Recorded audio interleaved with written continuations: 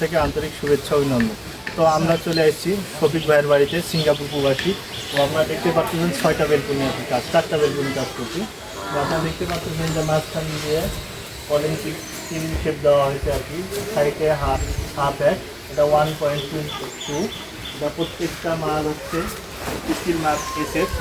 তো সবাই দেখতে পাচ্ছেন যে কাজটি কেমন হয়েছে, অবশ্যই ভালো করার চেষ্টা করি। এবং সাইডের গ্যাপগুলো আপনারা দেখতে পাচ্ছেন, সাইডের গ্যাপগুলো দেখেন একুরেট, এবং কাজের ফিনিশিং বা কাজের কোয়ালিটিটা দেখতে পাচ্ছেন। তো এই পাশে আর একটা বেলকুনি করা হয়েছে।